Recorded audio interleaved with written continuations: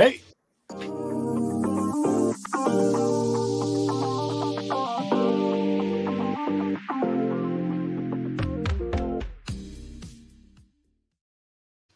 All right.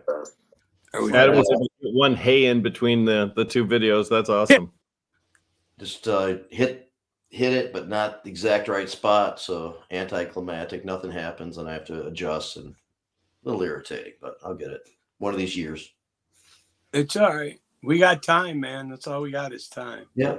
We're not trying to impress anybody with our high level production qualities around here. Hoping to get some good information recorded every week, and we call it. Well, I am. I just don't appear on the right shows, but you know. Meaning this one too. Okay, nice. No. Today's a good one for you because you happen to know something about some things, and I'm not sure if everybody understands that. And one of those things is hash bash and some of the history of our movement in Michigan over several years, and so it's perfect timing to talk about some of that. We'll start off though with some because it's coming up on Saturday and there's a lot going on, and we have other people joining us to talk about that stuff today. But we have some news, can get into a little bit of just kind of what's going on for a few minutes here before we delve too deeply into that, see who else joins us here soon. We were hoping to get a little bit more, and there was about a month ago or so, there was the news that Rick Johnson was under investigation, and there could be some connection to some donations that were questionable and stuff like that. And there was a little bit flying around about a flare up with that and the possible expansion of the investigation and stuff, but details have yet to emerge. So just keep your eye on that and see what happens, and see what comes out, and hopefully something really interesting and sensational, and something that leads to taking care of some of this shit and telling people you can't really act like that and buy your way into a better situation in the government or whatever this was. How about if we just make it fair and allow everybody to buy in? Like Oklahoma did. Right. Essentially. I mean, that makes sense. How about there's some legislatures that call us up and say, hey, slide some money my way and we'll make sure you guys get what you want. I'd be happy to participate in that corruption. I mean, how come it's always against us? Why can't it be for us? Oh, well, I know why. Because these are old guys, and that's the old way of doing things. Most of those corrupt guys don't use cannabis, so they would never put themselves in our position. So, and could you imagine a weed head saying, "Yeah, I'll take money for anything"? No, they're going to do the right thing. Our people really are. All stuff that they get away with under other circumstances, I think that's but when your identity is formed around helping people, right? I mean, that's what most people in cannabis do. Someone walks up, you hand them the joint, right? It's an automatic brotherhood. We just don't behave the way that other people who are so money motivated do. And to be honest, I keep an eye on the news really tight. People know this about me, cannabis news on the national basis. And there are stories of corruption all over. New York's got it. Oh, New York's the worst. Florida's got it. Florida's terrible. New York. And some of these stories are very similar too, with big money interests influencing things. And look, I just want to take you to dinner and give 3 of your kids a job. I hope that doesn't influence the way that you vote in Congress, right? Come on, really? And donate to your charitable organization. Mm-hmm. Which is, paralleling some of the story that's unfolding here in Michigan. Was it? It was Ubaked who did it right. Wasn't it Ubaked that hired Michael Johnson? Michael Johnson got out shortly thereafter. They really did help support him in a lot of ways. No, but that's the example. The example is you were done wrong, so we're going to give you and your family members some help. That did take place, yes. Yeah, and that's the type of we call that nepotism in my family business, but that's the type of nepotism I can get behind. It's not really nepotism if the person's not related to you, though. It's just in my mind, and of course you can do that poorly. I mean, we have examples of some of us take issue with White Boy Rick signing with Pleasant Trees, and there are some former former incarcerateds who maybe made some deals that didn't really benefit them to the way that they thought they would. But goddamn, Bob Platshorn, Black Tuna is really happy with this True Leave agreement, even though I don't like True Leave. They seem to be treating him pretty well. So there are some ways in which the cannabis community can give back.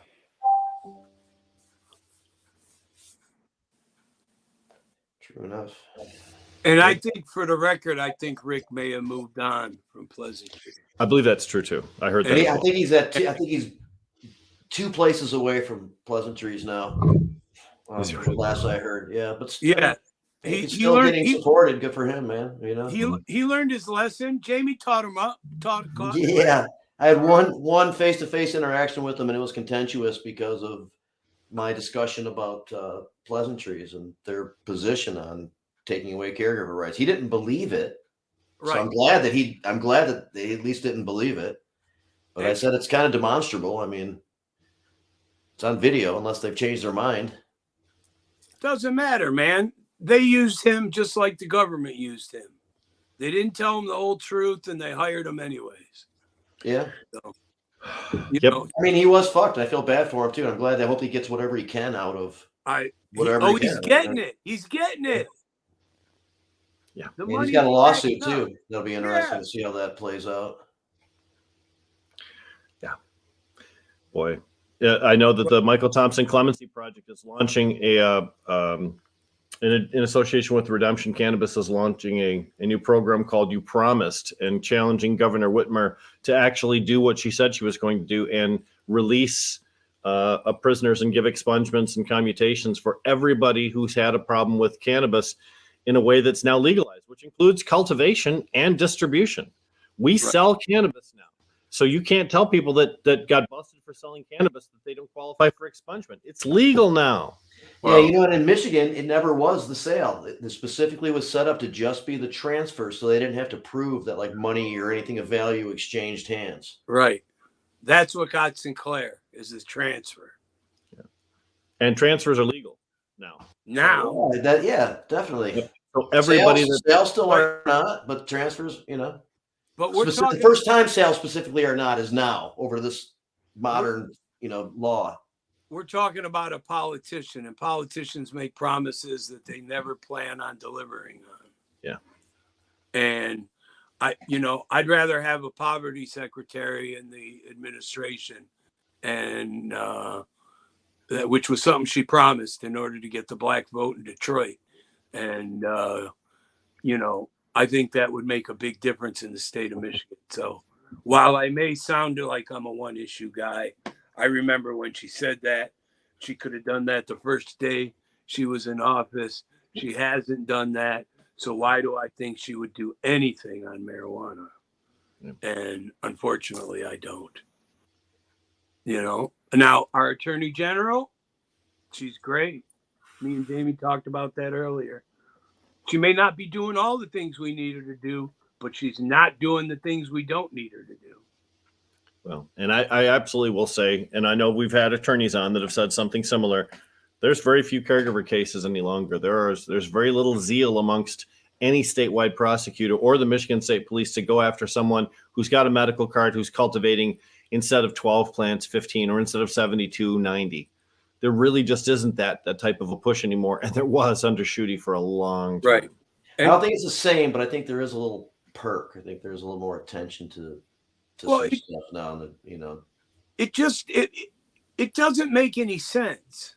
It didn't make any sense under the old set of rules or laws that marijuana was treated the way it was. And now we've switched over, and now they're letting things happen that, well, maybe they shouldn't, or maybe they don't have the zeal to go after. A lot of it just doesn't make any sense. But people don't need to be hurt. People don't need to go to prison. People don't need to go to jail.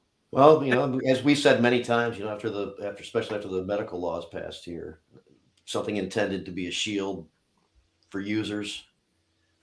Something intended to describe, what parameters things can be done, turned into, shooting a fish in a barrel, and arrests and prosecutions going up for cannabis. Yeah. After that, so the police keep it in their mind. They want to keep on getting the the civil asset forfeiture rewards for seizing property, for keeping the jails full or whatever, all the incentives, all the monetary incentives of the police, and cannabis being the low hanging fruit. And the non-monetary incentives too. Steve Miller, former police officer, talks about how the attaboys that you get from your higher ups when you bring in a collar, if they've got cannabis or whatever, it doesn't matter. And he described that collar, just picking somebody, looking for somebody who looks vulnerable, forcing an investigation on them, coming up with something to arrest them for, and bringing them in. Like that was something that was congratulated. And he testified to that in a committee hearing. Looking in a competitive environment, I managed people for almost 20 years prior to coming to the cannabis. In a competitive environment, people look for those attaboys. They look to do any little thing that might get them a congratulatory handshake from a boss, because that's how they feel they're going to get to the next financial level. You're kind of capped when you're all officers. You all make roughly the same amount except for seniority. But you want to get to that lieutenant's position. You want to get to that next level, and the way you get it is by accumulating attaboys a lot of times. And that meant that they predated upon us like T-Rex upon other dinosaurs. And now we get to mock them when some small town in southern America, southern USA, has a large drug bust of 2 ounces of pot and some gummies and some oil. 7 cops in front of the 2 ounces. They're all arm in arm with the table. With, 3 drug dogs, and they got their shotguns in their hands. They really made a bust.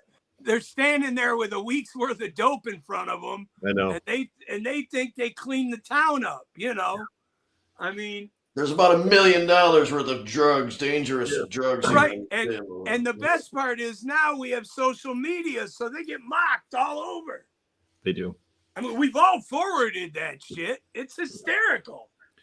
It was maybe a Freudian slip just a second ago when someone referred to Southern America as South America. I mean, but really, Florida's behaving like that right now. And I'm not even talking about other things. Let's just talk about cannabis. They just passed in one house legislature, one half of their legislature just passed a law that would instantly make all hemp farmers criminals. And they didn't even realize it.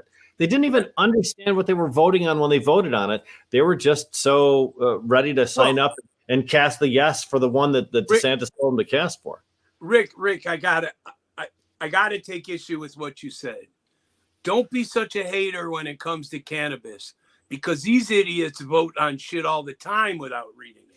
Yeah. Truth. And that to me is an even bigger problem, that you have people that are literally willing to vote yay or nay on something they've never read. They haven't even read the summary. They've only read the title.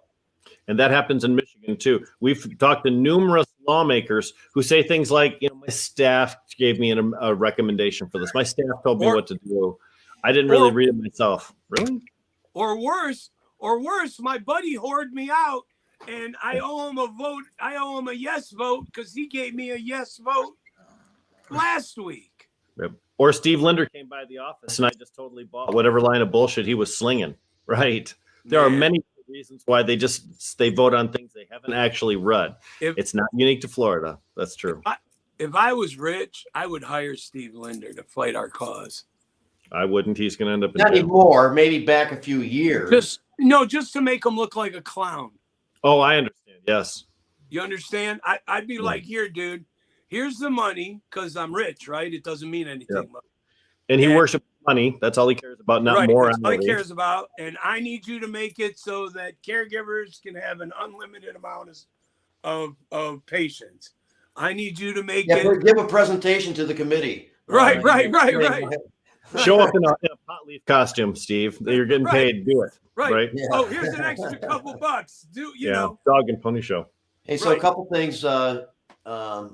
And obviously Josie Scoggin has joined us, and we'll talk about with Dr. Rob. Just wanted to point out here and some other stuff with Josie in a moment. I wanted to make sure that we gave a little credit and attention and appreciation to Naja Nava, Harley Quinn, our good friend, who's part of the I think it's high profile, open in Detroit, adult use, the second minority majority owned adult use store in Detroit. And she's been on the show and has done a lot of great work. We've worked with her on some advocacy groups and Clean Smoke. Yep. Closely with Michigan Cannabis Freedom Coalition to help currently incarcerated prisoners and help those people get out. Yep. Yeah. Give Real warrior. a shout to her. That's very cool. And I'm sure she's busy with that. I think we should go break them out. All of them. All the pot prisoners. We should go bust break them all. Okay. Yeah. Nice. Okay. Well, we'll talk about that in a second. You wanted to address the fact that you found Skymint's receivership interesting, or an update on that, and be sensitive, because I think Josie's partial to the Skymint brand. You like the Skymint brand? Listen, there is a rumor about me right now that I like shitty weed. People keep giving me shitty weed. Like, I go places, very crippled, by the way, and they just give me shitty weed everywhere. So Jamie is perpetrating that rumor right now. No, I don't like shitty. I do like weed, but only give you cannabis. I mean, play the odds. They give you a bunch. Some of it's going to be okay. no. It's all I have at the MICIA summer annual. I smoked at least 100 joints, and one of them was good, and it was mine. So and it was mine. I bring my own weed to all the industry events I go to. I find that instead of having an opportunity to really impress people with the cannabis that you give out, oftentimes what we see are people trying to get rid of old inventory and trying to be generous in order to establish a reputation of generosity, not a reputation of having good cannabis. It's the wrong way to go. Have the good cannabis reputation. That's the better one. I think point being, ultimately, when we brought up Skymint's receivership a little bit earlier, is that they got themselves into some serious issues by their approach into this industry on one hand, and on many different levels. And then that's one of the places you can consistently drive by if there's a location nearby you and not see anybody in the parking lot. Nothing.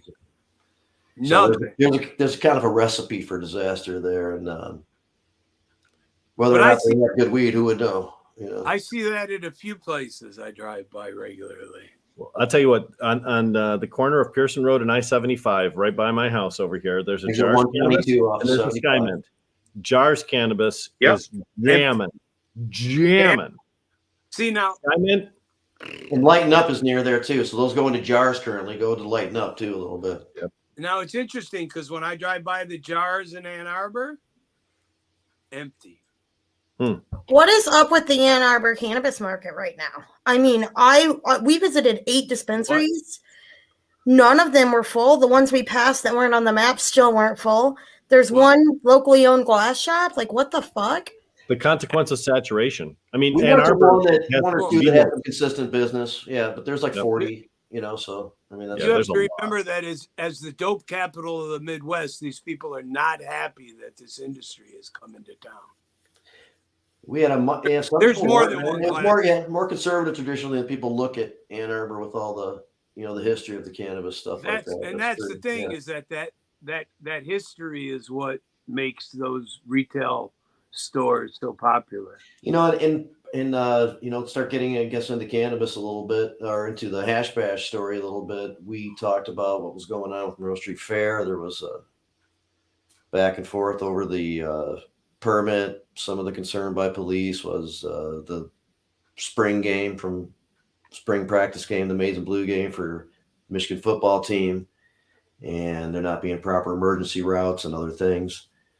They managed to work it out where the event would be in the same place, but they're not going to allow any parking several blocks on streets around the area.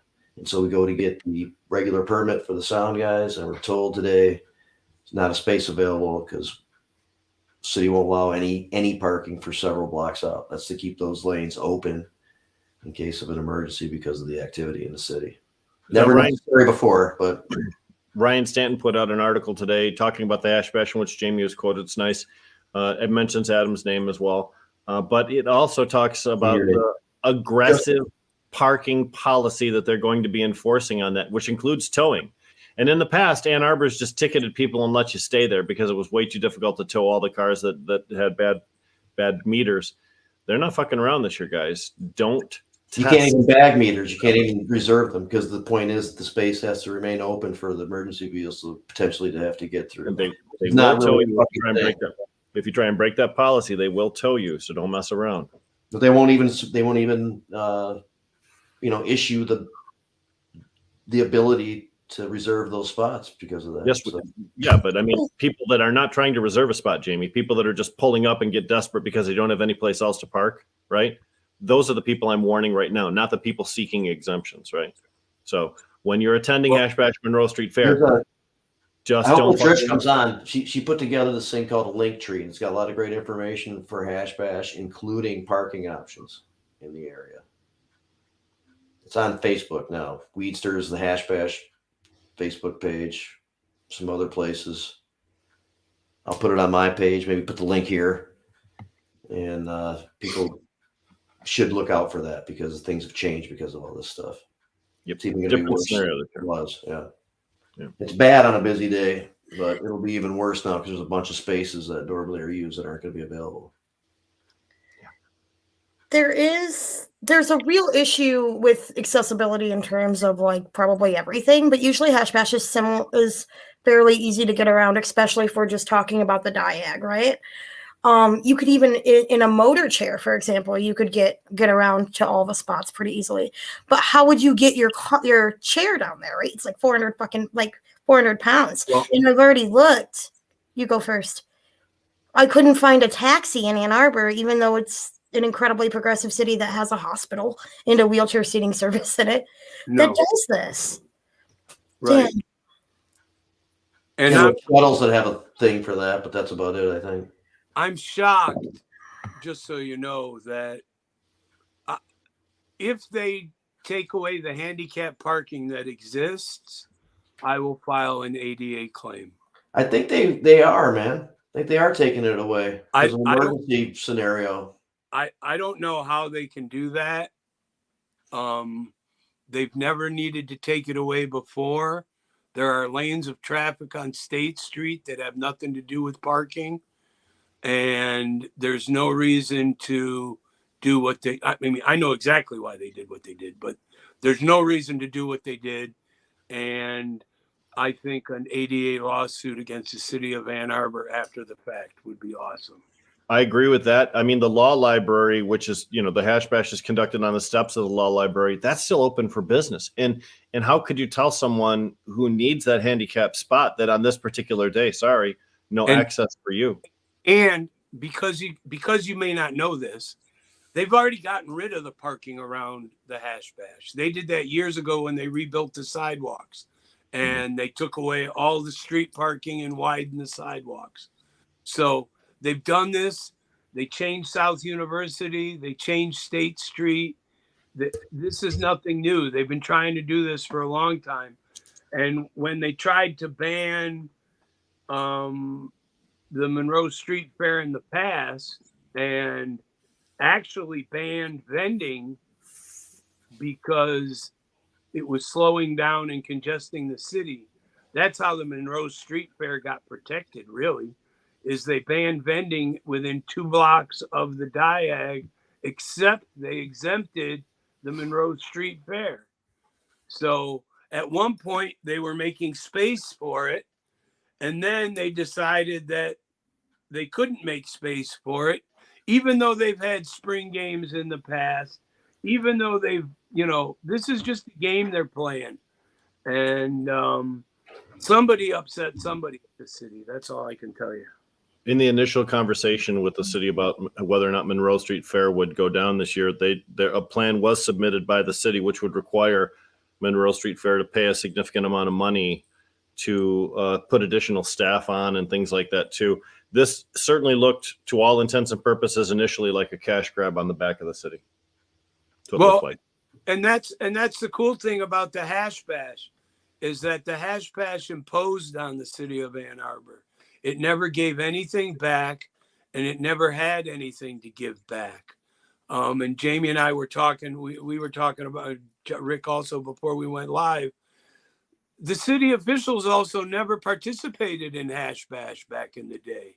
It was only once 2008 happened that anybody would get off their ass at the city council and come down to the diag and talk about weed and legalization and stuff like that.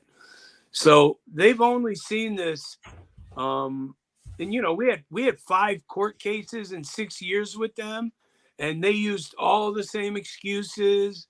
They can't handle this, they can't handle that, but 105,000 people in their stadium they can handle.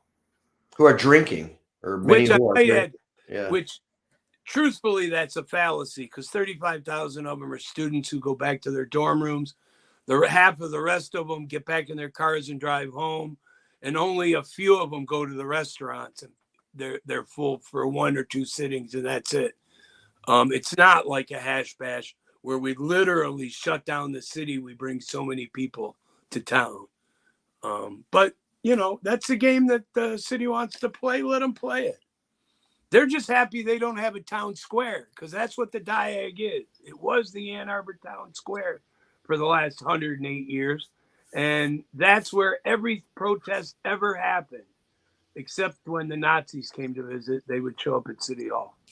I was talking to John the other day, John Sinclair, about every year in some regard get into the discussion of the origins of hash bash and that type of thing. And every year learn something new. And in this case, he started talking about some of the actual first recognized hash bash activity and some other stuff involved. And Adam and I earlier were talking about how, there was we consider John, the godfather of kicking off this modern movement, maybe he and Lenny and that kind of stuff. But, like every case, there was something that he came in on and was being built that he came in to be a part of. And he got put in this position, and here he is. But that was really interesting to just get a little bit even to the deeper history of his memory's amazing. Yeah. The culture, you have to understand that the culture of Ann Arbor was interesting at the time, because they had chased the White Panthers and the Rainbow People Party out of Detroit, and they landed in Ann Arbor. They got the houses on Hill Street. They started their little commune, and that created this arts community in Ann Arbor, which brought pot with it. And these people used to sit around and smoke weed and mushrooms and LSD and all kinds of horrible things, right? Which are about to be legalized. And the Rainbow People's Party, I mean, they were part of the news syndicate. There was a national newspaper that used to publish in different cities that would share articles with each other, similar to the way it's done now. But this was all independent news. This was all, the Ann Arbor Sun, for instance, was part of it. And this was long before there were protests and things like that. And they still had their network of people, but it started to change what Ann Arbor was and turned it into this artsy community. And it was through that national network that when John got busted, that things started to heat up. I mean, a lot of people don't remember that Abby Hoffman jumped up on stage during Woodstock, and I think it was Pete Townsend that hit him with the guitar. I mean, and all he said. I said to John, I said, and then somebody announced it at Woodstock. He's like, somebody, that was Abby Hoffman. Yeah, Abby Hoffman. That's a pretty big somebody. All he said was free John Sinclair, and that was it. He was getting whacked.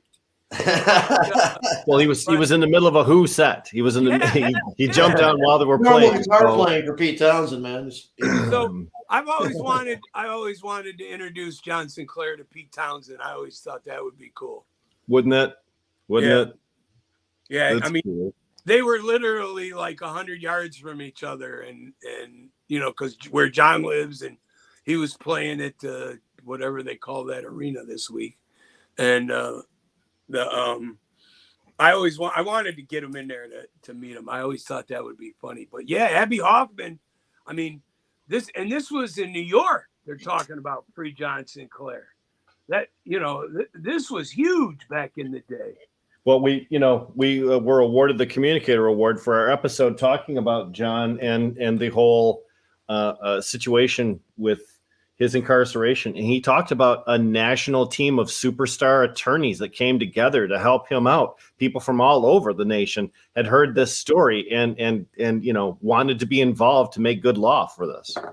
William Kunstler was part of it. Mm-hmm. Ron Kuby was part of it. I mean, it was a whole different world back then than it is now. But now we have social media. So now one guy sitting in his house can do as much damage as those thousands of people used to do. Yeah, people let him, I guess. One guy sitting at Mar-a-Lago, you mean? Okay. No. Hey, different whole, discussion. Yeah. You're just That getting, guy doesn't even know Adam how to riled use a up. Hey, computer. Are you kidding? hey, we're joined by Derek Fraser here from the Students for Sensible Drug Policy of University of Michigan, the group co-organizing with us for the Hash Bash rally, and joined by fellow SSDP at U of M member Zach Ray. Hi. Hey, you guys. Every year, as of late anyway, SSDP has been the co-organizing student organization and very cool to work with and doing a lot of great work. And we like to recognize that and see what's going on. You guys are joined here today by Mr. Hash Bash, the guy who emceed had the Hash Bash, the same rally for about 20 years, right? Yeah, I would like to jump in and let Sure. the guys from SSDP know that there was no diag use policy until we sued the university for not giving us a permit. The judge We'll said go over some of the history now, so there's some good stuff here for you guys, man. the judge Yeah, this said, is great. Thank you. where's your policy that says you can't do all these things? And they said, whoa, we don't have one. And the judge said, then I issue them their permit. The next year we came back and they said, we have a diag use permit. So you're the reason that they have the permit. So they said, we have a diag use policy. And it said you couldn't set anything up on the diag because they used to have protests on the diag. They used to set up shanties to protest Palestine. They used to set up wooden school buses to protest the bombing of buses in Palestine. But all of a sudden, the diag use policy said you couldn't set anything up that was movable or had any sharp edges, which meant the only thing you could set up was a huge cement sphere because it couldn't be moved. It had to be, this is the ridiculousness that the university that you guys pay all that money to. SSDP. Success here, Don't right? like the jab, unnecessary. But they've had to make these corrections over the years as they figured out that they were preventing themselves from doing what they wanted to do. SSDP here, the University of Michigan chapter has done a lot of really cool stuff here in Michigan. They're responsible for the Good Samaritan law. And this is a tried and true. Oh, God. And, Allison, if you're a part of the MICIA, you've probably seen a lot of these folks just kicking out. What an honor. I'm so excited to have you guys here. Yeah, thank you for having us. What? Josie here. I'm starstruck. I'm sorry. Head of Director of the Redemption Foundation, a nonprofit connected to the Redemption line of cannabis products that gets funded by those sales, and also Glenn, Great Lakes Expungement Network. And we're pitching these treasure map hunts so that people can get a bunch of free stuff and get a ticket to the some other event, to the Hash Bash Cup, stuff like that. And Rick Thompson here is the Executive Director of the Michigan chapter of NORML, National Organization to Reform Marijuana Laws. So I just wanted to zip that around. Go ahead, Joe. You're excited about what's going on here. You can keep that up. I'm sorry, I didn't want to diffuse that, but I just wanted to finish the introduction. Did you guys do this last year? Did you guys set up the table and were you guys a part of the team last year? Yeah, last year Yeah, last year we were tabling, and then we were also kind of cross-pollinating a bit with Mish and Decrim Nature people and trying to get the ballot initiative going. So we try and keep our hands in as many pots of progressive drug policy actions as possible. Right. Like cannabis is just one thing of many that your organization would look out for to possibly help to make sensible, literally, whenever there's a good opportunity to good Samaritan in war would be like somebody's having a, overdose or an issue with some illegal drug. You could take them to the hospital without fear of getting arrested or having a police interaction over it. You don't have to push them out of the moving car anymore. That is legislation that was created through this organization from college kids, right? So this idea that people have that that you have to be a lobbyist, you just have to be dedicated and armed with facts and have a mission, right? And I'm so proud to have SSDP included in Hash Bash and coming out again. Allison Bond from SSDP is going to be speaking, by the way, so people get an opportunity to get her message too on the day of. No, I hope everybody meets her before she. I think you're making a good point, though, Josie. Like all these things are done with a small group of dedicated people. The majority of the country wasn't on, the civil rights movement side. They weren't on the side of gay liberation. They weren't on the side of feminism. It's always a small, dedicated group of activists that managed to wrest power from the way things have been done and to reshape things into something new. So I think that's always important to keep in mind. Like, if you're feeling disempowered because, you feel like this has to reach some kind of like critical mass. No, it doesn't. It just takes a certain amount of enthusiasm, passion, dedication, work. And I'm glad to be doing that work with all of you. I think that's absolutely right. Yeah. Very well said. What kind of projects are you guys working on right now in terms of drug policy? What's the next big thing from SSDP? So the main thing that we're working on is our resolution to advance sensible drug policy at the municipal level in Ann Arbor. So we're trying to get the city of Ann Arbor to decriminalize, or, if you want to be really technical with the legalese, deprioritize all drug crimes and to, ban the use of school resource officers, which are already banned in Ann Arbor. So that's not really a big, push on that, but also to make, school disciplinary actions, making sure that those aren't getting referred into kind of carceral solutions. And instead, we're keeping those things at the level of other disciplinary infractions that might occur within the school. So in all ways, trying to move away from burdening people as we have in the past with, a criminal record, with, loss of access to certain civil rights, social services, all these things that essentially make life harder and turn one back to drug use. We want to take instead all this money that the city has been spending, we want to audit it, and we want to instead spend that on some sort of evidence-based treatment services and, move away and toward a new way of doing things. So one thing that we've looked at is perhaps putting money into medication-assisted treatment-friendly housing. That's something that the city doesn't have a lot of. So if you're on Suboxone, say, a drug that reduces your odds of dying by 50% if you are, someone who is addicted to opioids. And some of the housing won't let you be in there if you're on that because you're not sober, you're not clean. Not that someone's getting high on that even, but, there's these ideologies that come out of, the 12-step thing. And, a lot of these places are 12-step based and they want that total abstinence. And that's fine. If 12-step works for you, great.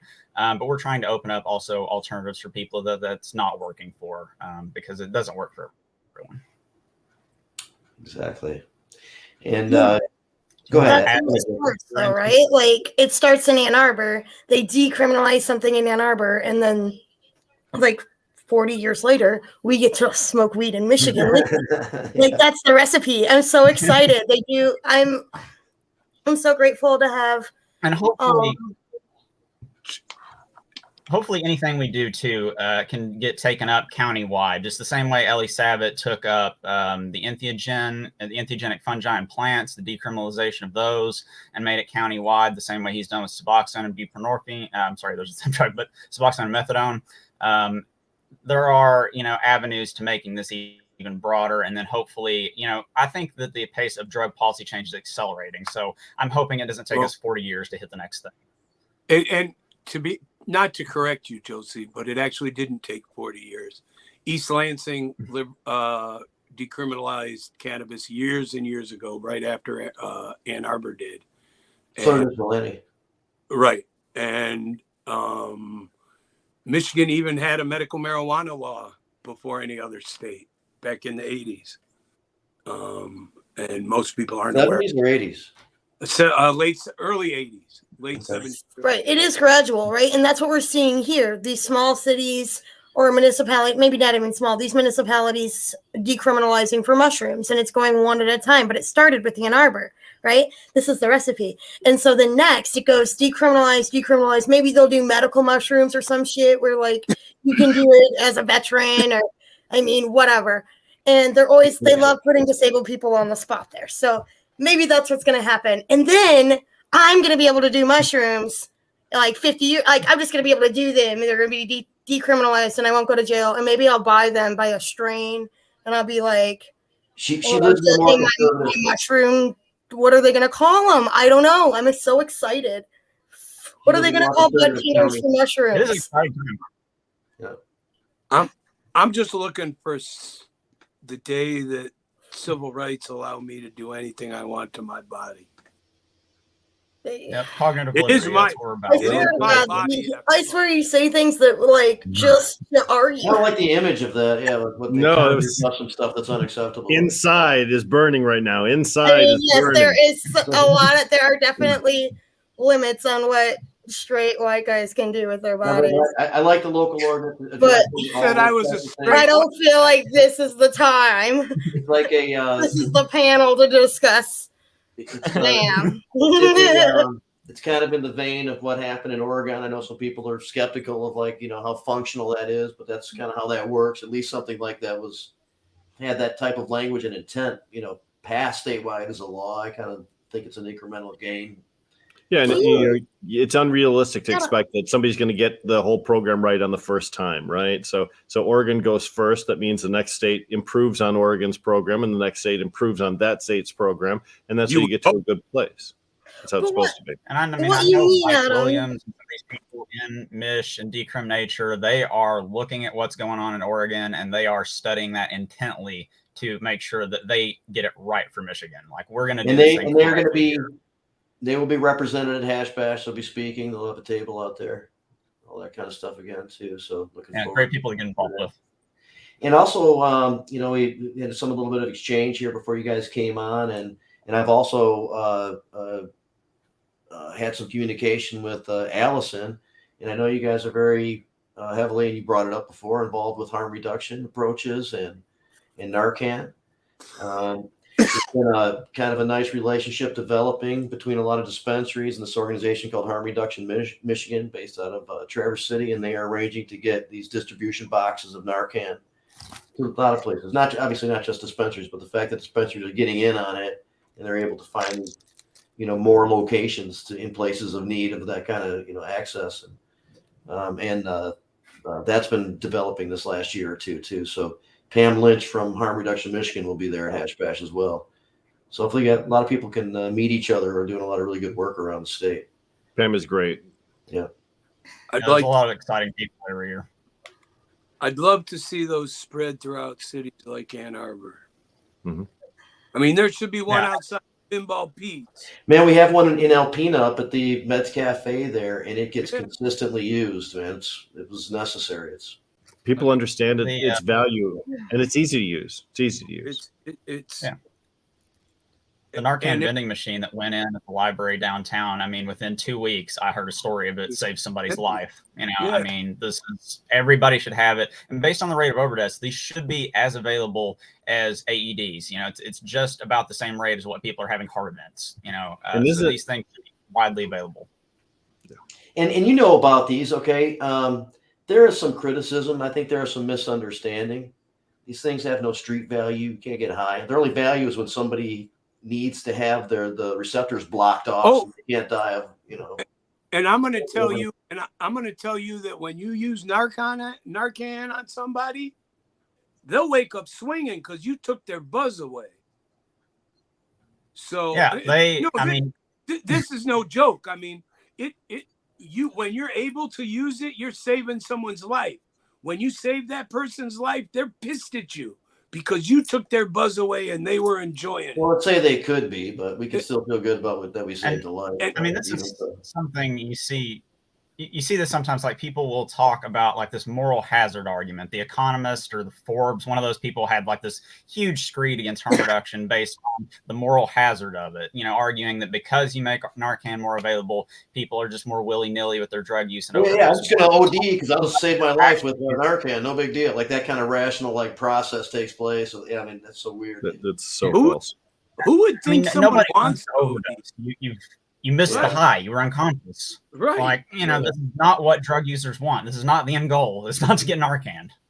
No. That's a complete misfire of what goes on. In fact, at Harm Reduction Michigan, unless people have unfortunately been through that really rough experience of dependency and know kind of what that's like, that's a qualification to work there with them on some of these programs. So that really hardcore level of understanding exists. And this idea that you're facilitating someone's addiction, or you're promoting this idea that you're doing that by saving someone's life or by doing things which fall in line with harm reduction is nonsense, and it's dangerous too.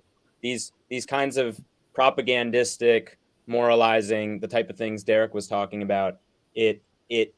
What's really dangerous about it is that so many people in the population, they have real reservations about liberalizing or about making drug policy more sensible. They have because it's scary, and because they see the real visible sometimes effects of honestly what is a sort of societal neglect of people who are struggling with various health crises and are interacting with this black market, which has been artificially constructed by our prohibitionist policies. If society took better care of those people, the shooting galleries that we want to set up that are safe wouldn't be filled with people like that, because society would take care of those people. Most of them wouldn't be there. You're not at, an overdose prevention center if you've got a house. I mean, let's be real. If you've got a house, somebody that cares about you to watch over you, you're not there. Private You're there space because where you can get loaded. Yeah. And Don't discount the fact though that there's a significant portion of Americans out there who honestly think that if a drug user overdoses, that they should be allowed to die. And they think that it's more of a coherent conscious just because of their use of drugs. And they view it as more of a coherent conscious choice they could have made, that they just chose to do this. They shouldn't have chosen to do that. Since they did, I guess, this is the consequence. And when you choose to drive your car on the freeway and that truck smacks into you, you chose to drive, right? It's the same mentality. These people are idiots. Obviously, dependency issues have a complexity that doesn't reduce it down to the person just deciding to step into that situation. And we're in a very hateful political climate right now, where people are very much I don't like these people, I don't like these people, and drug users are kind of a bipartisan hate group. I mean, I think people all over the place have the wrong idea about which human beings are involved in drug use, and sometimes can slip into the bad place. They've even gotten to the point where they've changed what they call it. It's no longer drug abuse, and it's no longer drug use. It's misuse. Isn't it drug dependency? Isn't that a common? Dependency is different than misuse. And I think this point too. Oh, sorry. No, I just was going to say that, and dependency is something that can cause misuse. But everybody becomes dependent on opiates when they use them. They just may not realize it. It's a physical thing. And it's only the ones that realize it that move on and decide that they're not going to get off. I mean, I've been there. And it's, And I think this points to the ways that, we have medicalized the entire discourse around drugs. There is, in most people's minds, there's no other way to conceptualize it other than it's a mental health issue. There's no rational basis in most people's minds for wanting to use drugs. But I mean, it's the most rational thing in the world. Little children will spin in circles on, make themselves dizzy to change their consciousness. It's completely normal to want to get out of your head. And a lot of these substances have various use purposes to them. Even these most, vilified kind of substances like, methamphetamine, let's say, for example, people use that to stay up for shift work and be able to make it through work that they shouldn't be doing in the middle of the night. People, use it to concentrate. People might be homeless and using it to stay awake so that they're not sexually assaulted by, someone on the street. Like, there are a lot. Drug use is very complex, and we can't just boil it down to this, notion of use, misuse. And that notion by itself makes everything a drug user does evidence that they're sick. Right. That's exactly right. That's exactly right. And by doing that, we're basically. That's exactly right, Derek. And I almost think in my earlier comment, I may have too much framed it in that medical way, when in fact, there are often very rational reasons to do a drug. And that depends on someone's environment, and that depends on someone's personal circumstance. But that gets entirely left out. That gets entirely omitted from the general conversation about drugs. Just using the drug alone isn't necessarily a bad thing or not an explainable or understandable kind of route to take care of something that. It's exactly the same as alcohol. But relationship with it, or do you have a chaotic, unhealthy, problematic relationship with it? Just as with any person or any other thing, any other pleasurable activity in your life. People. The great addiction novel, Infinite Jest, David Foster Wallace has this really great observation that people can get addicted to AA meetings. People can get addicted to the thrill of going over to those and flagellating themselves, taming themselves. People can get addicted to TV. People can get addicted to all kinds of things. Dr. Rob is bringing up the parallel with the AIDS crisis and people saying, hey, you shouldn't do that. That type of same mentality. And of course, abstinence never stops kids from getting pregnant. I mean, you can't tell people don't do what feels good. It's just not going to work. But at the same time, we give these same drugs from a medical company to our children, and it's okay because they're being supervised by a doctor. But we won't allow the doctor to supervise the adult and do it properly. I mean, it's the same substance. It's the way we handled, problematic drug use for years. Someone was on, black market opioids. They went to the doctor and, they got prescription heroin. There are these wild stories you can read about, from people that are still alive that remember, oh yeah, I remember when Johnny Cash played, a concert in my town and my dad, the doctor, went and gave him his heroin shot going through. Yep. And, it took what was, something that was unmanageable and made it manageable. And, for some reason, we've taken away the ability of physicians to practice their art, to practice medicine. It's that we call it an art for a reason. It's subjective. It's not 2 + 2 = 4. Yeah. But remember, you can't look for logic in the drug war. And this is just as much a part of the drug war as the war on cocaine, the war on cannabis, all of that stuff. It's always been based on a premise that's not logical. And the arguments that sustain it oftentimes fail the logic test as well. Well, yeah. Well, opiates. It's intended was for social control. It's guys, was for a serious, health crisis need. Yeah, that's where I really want to push back is like, we look back to the beginning, John Ehrlichman, the advisor to Nixon, saying that, did we know that the war on drugs was bullshit? Of course we did. It was about oppressing the blacks and the hippies, the anti-war left, that we had what they have in common. They all smoke weed, they use heroin, whatever. Then it still serves a very useful social control purpose. I always, I know you know this, but I always just want to push back anytime somebody says the drug war is not working or it's not, functioning properly, not operating logically. It's public policy, but it works for the social control stuff. What we're sold it is. Its true purpose was just not very superficially obvious. You had to look deeper in order to realize exactly what it was about, and then to realize exactly how fucking effective it has been. By the way, not just in the United States, but we forced other countries to sign treaties, which made them adopt similar policies too. So we made a global effort. That's how wicked that whole problem is. But also from the beginning, and especially, from the 20th century onward, we were, it was explicit in media and in government policy often too, but sometimes it was a little more covert, as you said, just that these were targeted policies that were targeting Black people, that we're targeting poor people, that we're targeting specific groups, and targeting Hispanic people, and attributing Chinese people. Latino people, attributing certain drugs to certain ethnic groups or certain racial groups, and saying, they're the ones who use this, they're the ones who peddle this. And obviously we have a complicated reality today with all of this stuff that's been affected by that history. But the aspect of mass incarceration and all of this is also huge.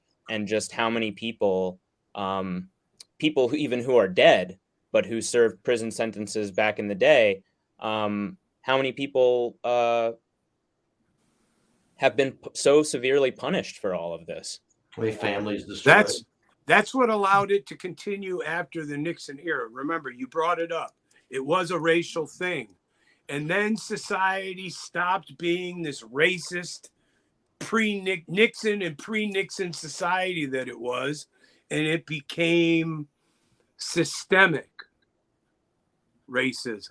It's systemic. It was probably already systemic in a few ways, but pre-Nixon correct. was perpetuated. Correct. But the war on drugs then became a law enforcement issue and funding. And it became about money and how can we do civil forfeiture and how can we raise money for our police departments through drug raids and all of this stuff. And, the one thing I take pleasure in is that it was a pothead that brought Nixon down. And you guys may not know this, the older guys do, but it was because of the case against John Sinclair that Nixon sent those guys back into the Watergate to go get those illegal wiretaps. Do you guys know that story? I have not actually heard that aspect of that. That's great. Yeah, so without recounting it, we do have a segment you can watch that we won an award for, where John Sinclair, off the cuff, just after a question from Rick, goes through the whole story, cites people's names and dates and all that kind of stuff. But ultimately, this case led to a Supreme Court decision about, ultimately wiretapping or, spying on people and stuff. And the prediction of, Nixon's advisors that he could do whatever he wants under these circumstances was nullified by the Supreme Court decision, which came out on a Friday, but was going to be publicly announced on a Monday. And that's why they went into Watergate on Saturday to try to retrieve all the. But the people involved is what's amazing, because the names of the people involved, William Rehnquist, who went on to become a Supreme Court justice, as superheroes. Yeah, and this is all surrounding the case of John as a member of the White Panthers, not necessarily having anything to do with the cannabis itself. And he was just accused, and he didn't even have anything to do with it. And he said in the story, I would have done it, right? I just didn't happen to be the one who did it. Or something. It gets better, because what he was accused of doing. It's like blowing up a federal building or something, right? He was in jail when that explosion happened, so is now a dispensary. Well, that's great. I did not know that. Which one, Adam? In Ann Arbor, it's the jars in the city. Okay. That's a twist. I didn't know about that story. See, this is the beauty. We always learn new things, and preserving oral history is what we're doing right now. Just like our forefathers, just like our ancestral, peoples did, passing down things verbally from one to the other, except we just have the ability to record it. So. But this I think that's something that actually doesn't get discussed enough with drug culture, is the way it actually intersects with oral storytelling. The way people, stand around and smoke cigarettes and all bond together, or, passing the joint. Like, drug use has this communal aspect too, that we've completely, in medicalizing it and criminalizing it, we've made it this individual, hide it away by yourself thing, when in fact it could be, we always talk about drug use tearing communities apart. Drug use can actually build communities together. Oh, it does. Drug use is a very, I would say almost, it's an inherently social thing.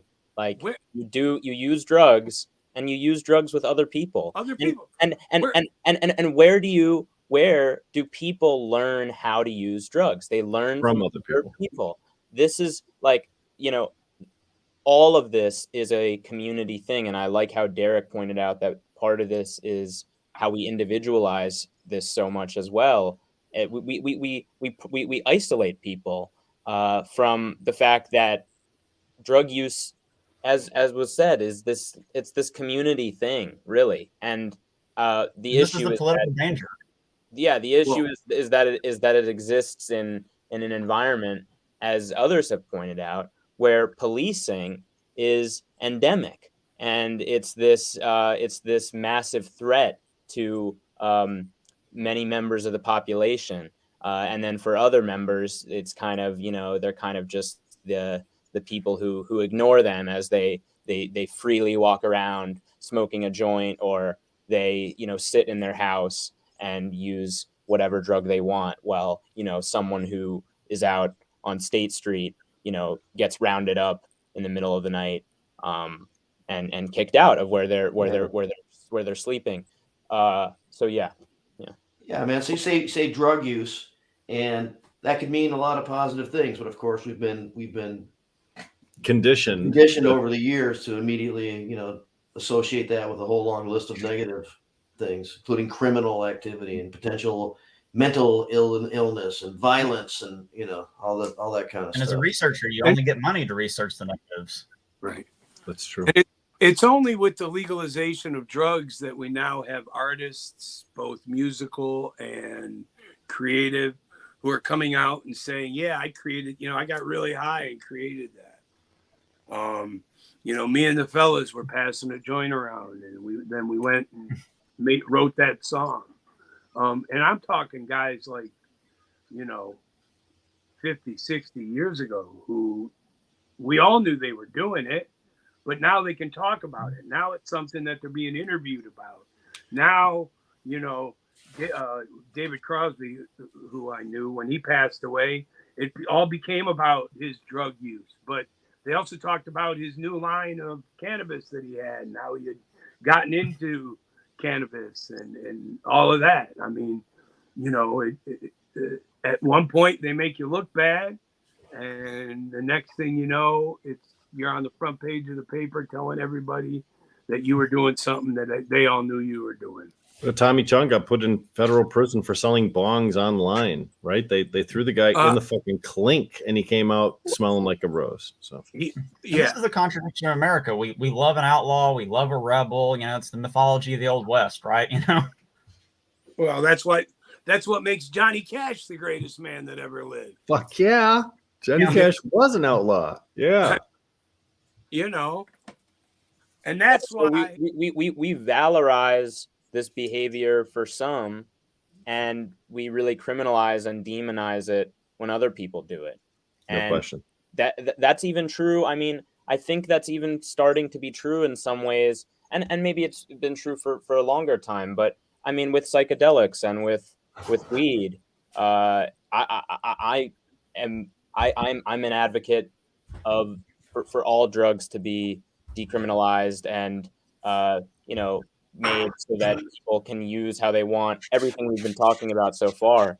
But I also think that this issue of exceptionalism is also present sometimes, where we kind of pit drugs and drug users against each other and say, this one is acceptable, and these are the ones that, yes, maybe they have a higher lethal dose, say, but we also assign all these other values to them, and we decide that they're bad and that these other drugs are worthy of legalization and therapy, weed. And I'm interested what y'all think about that. Just with weed being held up as something that is okay, it can be legalized, it's on track to be legalized in a lot of places, and how that might, I'm not trying to say that it's going to hold back the other drugs, which should also be decriminalized, looked at. I'm curious think about You that. know, yeah. So like that's interesting. For one thing, it helps the entheogens. I think there's good evidence of that. It's a similar discussion, and processes are very similar. We've seen some evidence of how it's been adopted by some cities, or how it's won through ballot initiative already, kind of in a similar way, and it's been moving pretty good. I think maybe better because of the pathway of cannabis. True. You know, than it would have if it, by itself. That said, many people during these discussions would say stuff like, "Yeah, you worry about the heroin and the cocaine and the whatever and that kind of stuff, but you leave this pot alone." There were those distinctions made along the way, even by people in support of cannabis, kind of keeping that that distinction alive that we don't like. Yeah, This is There's always always been the plan. there's always contradictory messages regarding drugs, though. We hear marijuana is bad, but there's medical use for it. We hear alcohol will kill you, but a glass of wine a day is still okay, right? We know that fentanyl has absolutely legitimate medical uses, but we see the numbers about it killing. So there's always this dichotomy of presentation. And as long as entheogens can still maintain at least a somewhat medical aspect to them, they'll continue to improve as far as social acceptance. Well, this is the plan, though, isn't it? Like, this has always been the plan. It's just like medical marijuana was the plan for legalization. It's a stepping stone for more sensible Social acceptance of it, yes. Yeah, I hate it. Well, medical's okay. Well, I guess everybody should have Public doesn't know that. That's okay, but I still sorry. No, I'm sorry. Go on. No, I'm sorry. You go, Adam. Adam is welcoming us to the Hash Bash Cup this year. And it's like offering a percentage. Man, I smoked 3.5 joints. I can't even talk. Do you see me? I was like, I'm going to smoke all the weed as possible before I have to do anything else. I don't remember what I was going to say. Oh, about the Hash Bash Cup. If you buy a ticket, if you're going for just a day, make sure you get a Hash Bash map. Ah! Look at that. Look. Tomorrow. It starts tomorrow. Nice. we're going to do it tomorrow. So, Already goes back to the expense rent program. What I was going to say about psychedelics, that I believe we're coming out of the anti-psychedelic era, where people like Art Linkletter would tell horrible lies about what psychedelics made people do because his daughter decided to leap off of a balcony and commit suicide. And getting into the truths of psychedelics which, oh, by the way, there's been psychedelic studies for the last 40 years. The government's been doing them. The military's been doing them. They know the truth about psychedelics, and they know how helpful they can be. And there are no bodies. There are not stacks of bodies. And if there are some accidental deaths from one reason or another, there is I've said this before, the actuaries will tell you there is an acceptable level, and you just don't see it when it comes to psychedelics. I'm a huge fan of DMT. I think it's the greatest reset the brain will ever see, and it's a 20-minute deal. So you don't. It's not like my friends who used to fly to Gabon in order to take Iboga. Right, Iboga, and then had to deal with the scams of Iboga scams that were going on all over. Why? I mean, I used to meet guys in a bar and say, for $1,200, I can take your heroin addicted kid, send them to Gabon, and they'll come back clean. I guarantee you.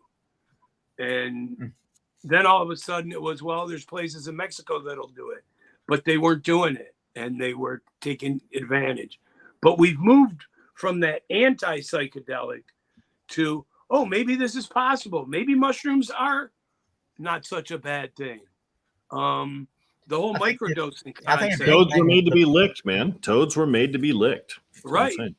I mean, the whole microdosing is huge. Huge. Do you think we will decriminalize mushrooms first? or do Right. people do all entheogens? In a totally timely fashion.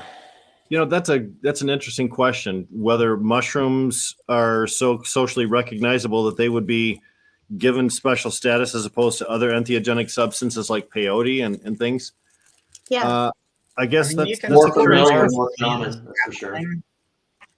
I mean, you can already see this happening. Like there are some states, I think Texas, for example, I might be wrong on the state, but there's some of them that are just specifically taking like psilocybin, MDMA, like the two that have had the most current research since the revival, and they're just kind of running with those. So, I mean, I think you can see a privileging of certain substances. And I think right now there's this moment where, because like you're saying, there's this cultural baggage with the Arc Linkletter stuff. There's this cultural baggage with like MK Ultra, all that kind of stuff. Like people feel like they need to stay away from the synthetics. Like even here in Ann Arbor, our decrim is natural plant-based things, so it doesn't include LSD. And, in general, we have this chemophobia culturally now. We want all natural, we want organic, all these things. Even when the marketing for that's kind of confused and doesn't always make sense and doesn't always, comport with maybe the science of things. We're in this moment where we valorize the natural, and we don't realize maybe the way that, the world's a little complicated. I mean, I think the third season of Hamilton Morris's Hamilton's Pharmacopoeia, if anybody's seen that, where he really delves into this issue of how synthetics and naturals have blended in the world we live in. Like it's no longer really almost even sensible to make that distinction. So I think we're in a moment where the mushroom certainly is dominant for these various reasons, but I don't know that it's going to last. I think that a lot of people are seeing these allusions to things and seeing that things are more complicated. And, we're getting to this point where we're moving beyond maybe what you've been talking about earlier, where we see certain drugs as bad and certain ones as good, and we're just able to take them as this complicated phenomena that they are. And I'll add, global research boards have been actually advocating for years for a decriminalization approach, and so on an international level, the sort of scientific consensus has been and is increasingly becoming that we need to move towards sensible drug policy.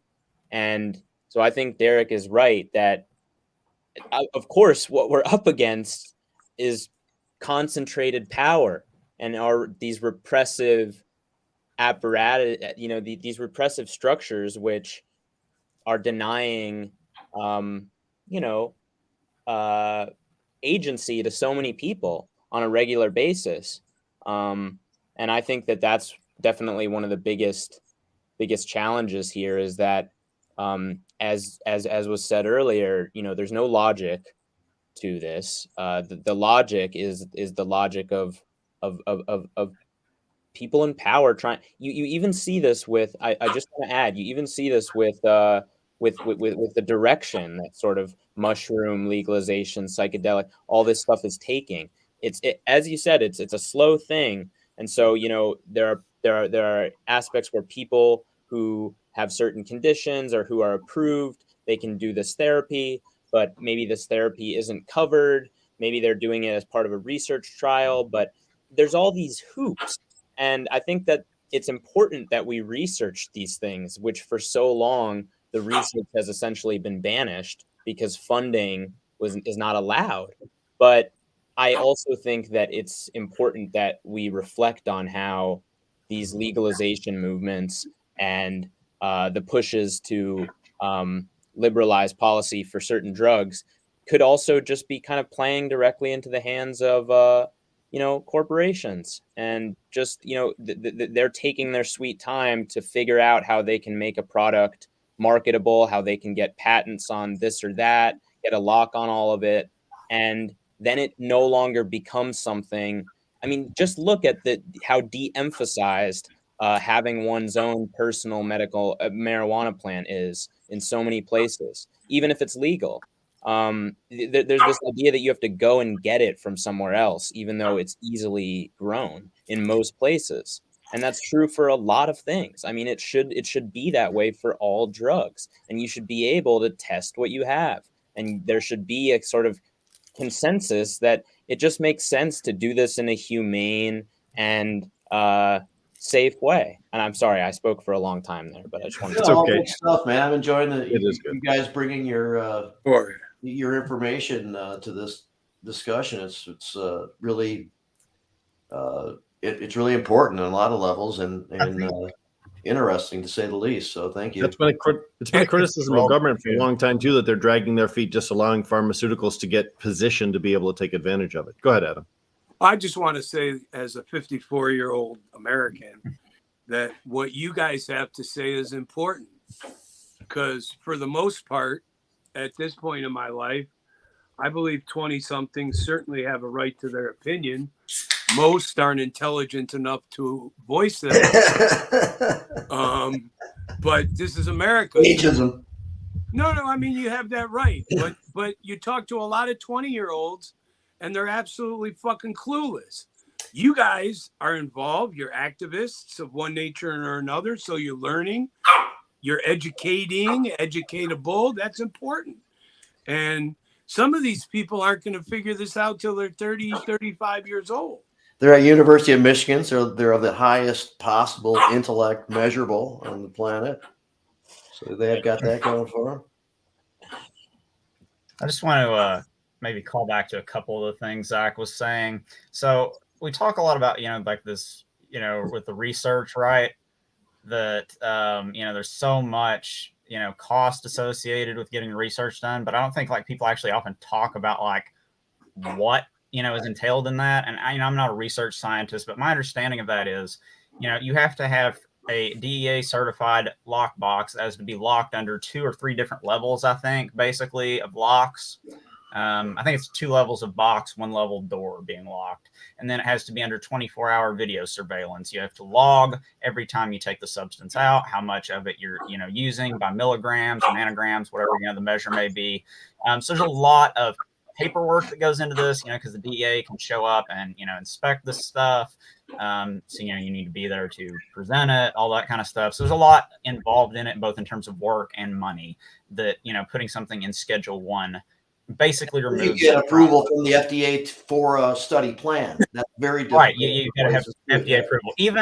Even the former head of the FDA said she basically avoided cannabis research because of the cost associated with it.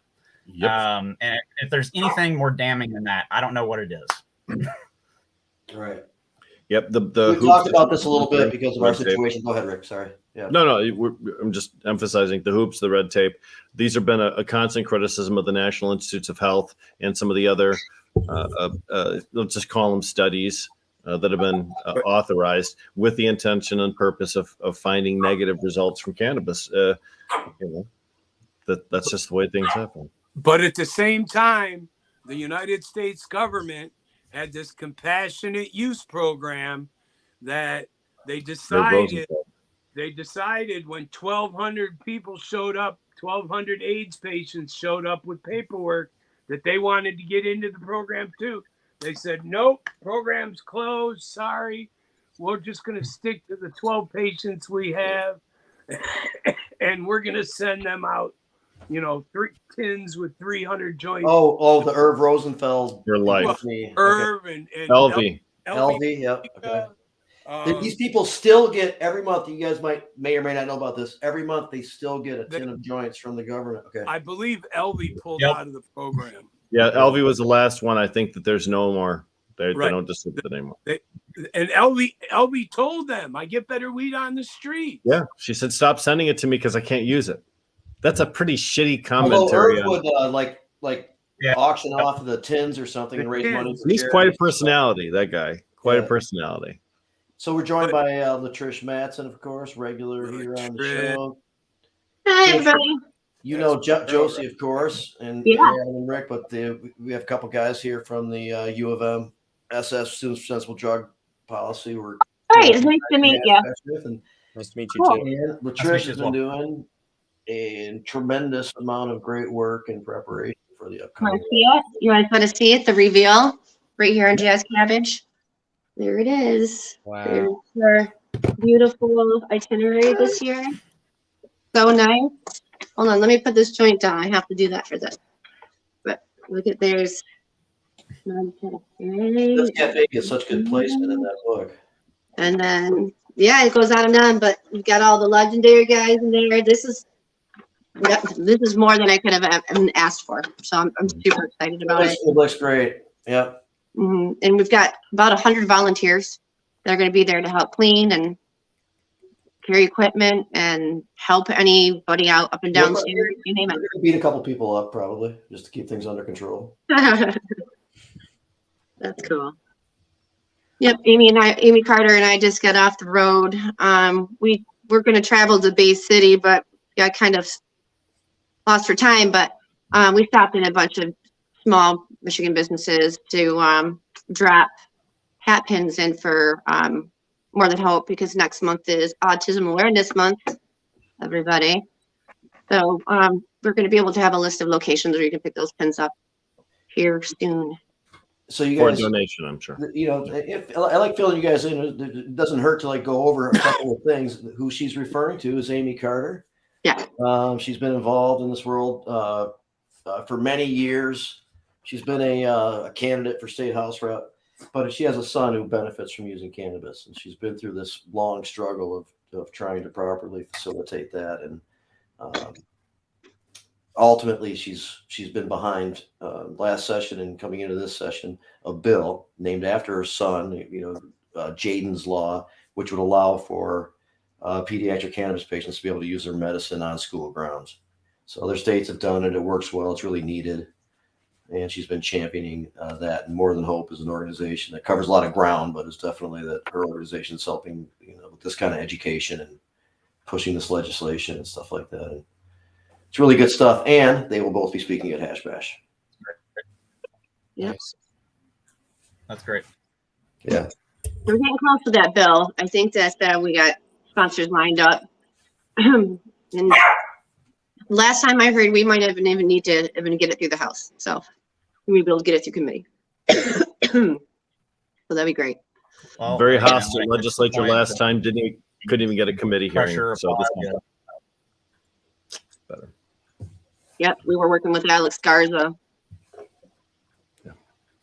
Excuse me.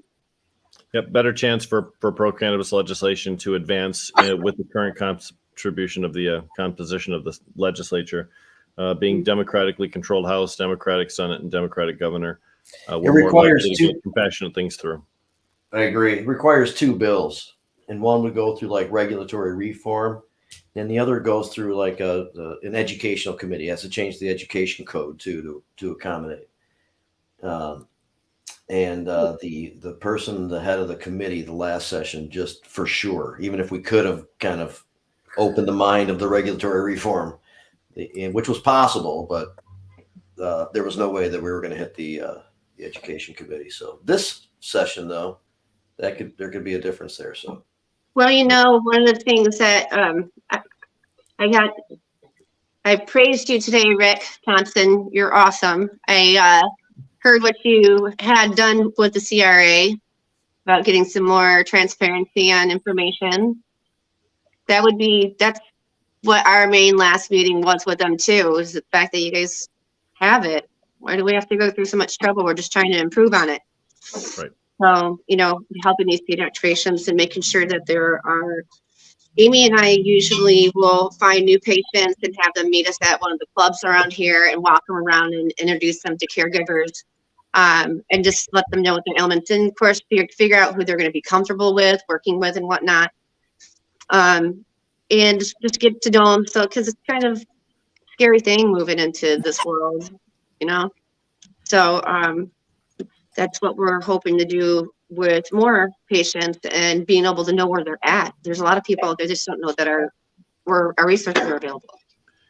I'm part of a Cannabis Consumer Connection subgroup that meets with the Cannabis Regulatory Agency every month, and we have an honest dialogue about consumer issues. And one of the things that we talk about is a lack of transparency on the part of the government, especially considering data that's available regarding sales and products and things like that too, that consumers could use this information in order to make better purchasing decisions. And it's really available, but it's hidden. And we don't think that it's right. If you publish sales data from that database, you should be able to publish other data from that database. It seems highly discretionary rather to deny us access to that. So the admin rules are going to be under review. They have an opportunity to adjust the admin rules every single year, and it will be coming up soon. And more transparency and reporting is probably going to be part of admin rule changes, at least the proposed admin rule changes to start. And it'd be nice to see exactly how much money and for what is given to police that's generated from MRTMA funds. That's been a concern of ours. But go ahead. I'm sorry. Eventually, they're going to end up giving that information to somebody else, but it's going to come with a cost, and that's kind of sucky. But that's what it really comes down to, because somebody's going to need that. There's going to be a lab or a school or a university that's going to do a study, and they'll give them that information. So I guess just looking for transparency right now is the only thing we can do. And Freedom of Information Acts are oftentimes denied and or they're expensive. And expensive. So it's not always easy for you to be able to just use a FOIA to get what you want from the government, although it's a tool that's used by journalists all the time. But I can tell you this much. So when we put in for a FOIA through the Michigan State Police Department to try to find out whether the claims that some of the representatives were making, or the people from 5300 were making. Bad bills from last session she's referring to. So we wanted to find out how bad, like, what is the code? What's the police code? What is the protocol? Like, what is it that your police officers do on particular situations where they think there's cannabis, and how many of them are there, right? So their claim was that they're everywhere. They're gutting out houses in all kinds of places and taking up their land and blah, blah, blah, you know? So at this point, like, all right, well, how did you get that information? I mean, your claim has to have some type of substantial statistic behind it, right? You've got it from somewhere. So where did that come from? So the best point to do is just find out from the Michigan State Police Department, and we put in for one, and they told us it would take us 2 years to get that information back, and it cost us $76,000. Now, you know damn well those people didn't pay $76,000 for that information, and it wouldn't even cost that much if it was already put together. So they didn't have anything to back up their claim in the first place, just by the FOIA itself. So, you know, sometimes speaking to police officers, they're like South Park characters. Sometimes they really are just like South Park characters. It's difficult to work with people who are still in a mindset where they are the winners and the rest of us are just a problem to them. Mm-hmm. So. Interesting, for sure. Saw a pretty staggering video where a U.S. cop was sent for training, and I think it was Scotland, and he said the sentence, "They do this thing over here where they consider someone's human rights, and it's like a really different approach." I was like, well, if that doesn't tell us, if that doesn't tell us something about how we're doing things and approaching things, then, The Chewbacca defense. Actually. Let me observe too that I see a lot of news stories, and a lot of times police officers make arrests based on traffic stops, not based on research or somebody being actually at a crime scene, just traffic stops, and then they discover that person has something, or they have an investigation from there. Yeah. So there's no real actual police work going on except for the arresting process. There's no investigation going on. It's sort of luck of the draw when you pull people over because they have a cracked windshield. So what can we take? What can we write a ticket for? And it's all about graft too, and it's all about, you watch videos. And of course, we're not seeing all of the videos of this, but a few every once, you get a few every once in a while of just body camera footage where you see a cop planting drugs in someone's car, on someone's person, and that's just a total violation of public trust, public safety, and that's what police routinely engage in. That's their job. Their job is to kind of take advantage of the way the law is constructed, or the way that they construct the law in their own sort of individual deputized status, and wield it against marginalized and vulnerable people. And that's just kind of their function. And that's why it's a real struggle trying to get this resolution off the ground, with taking into account the resistance that will come from the police department. But Of course, we always recognize there's plenty of wonderful, decent police officers out there, but there is a significant percentage, enough for us to believe that it is a systemic corruption that believe that, and you know what, in the 80s and the 90s, I know you guys probably weren't around, but the police officers used to engage in what they called warrior training, where they would take you and militarize these guys, and they would tell them, it's you versus them. If you even think they've got a gun, shoot first, because your life is worth way more than theirs. They're a perp and you're the police. And they glorified themselves, and they glorified the action of being hostile towards individuals. And when they militarized the police, the protect and serve kind of went away. And now we see that the drug war, of course, if let's be honest, in the 70s when you had illegality of cannabis, if there was a gay guy in your town that you thought was was too close to your son, you planted some drugs on that guy if you were a cop, and that's how you got him out of there, right? You used drugs as a way to get rid of anybody that had a point of view or a lifestyle that you didn't agree with. And you could successfully do that because of just what Zach was talking about. It was a common practice to plant drugs on people. And we say common practice because look at the number of lawsuits that illustrated police actually did that all the time, and that their supervisors were aware of it and did nothing to stop them, which implies that the problem was much more than that single isolated incident. It was department-wide. Yeah, they're gang members or what they are. They profit from. I mean, There's also sorry, Trish. Oh no, I was like, they're gang members. That's what they are, Yeah. Got to keep your prisons full. Got to make sure those numbers are up for elections and all kinds of different stuff. It's wild how many reasons why they just take people's lives from them because of greed. It's insane. And I think this is what we do with like this, our difficulty in getting the resolution off the ground is there are these entrenched financial interests. There's the entrenched financial interest of having free prison, having chambers after prison, don't economic ability to rise and negotiate because they're on parole and these kind of things, that continual surveillance in people's lives. But I mean, beyond that, there's also, the rehab industry. There's a lot of money being made in different ways off the drug war. Yeah. And well, Derek, I didn't mean to cut you off. But there's another aspect to this where, and is my connection okay? Yeah. Okay. There's another aspect to this, I think, with the sort of border side of it, and thinking about how we think about the cartels in Mexico and how the media frames it as, the drugs are flooding in, and we need to secure the border. And there's all this rhetoric, which is very xenophobic, very racist. When, we talk a lot about the flow of drugs from Mexico to here, but we don't talk about how the U.S. is actually one of the centers for drug production, drug trafficking.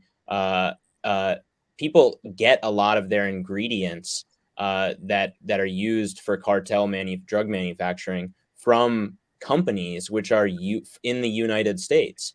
So there's and also they get their guns from companies which are American, and they get their guns from the United States and they bring them back down across the border. So I don't want to get too off topic, but there's just a whole side of this too. In every presidential administration, it comes up about the border politics, and but well, I mean, there's a vast number.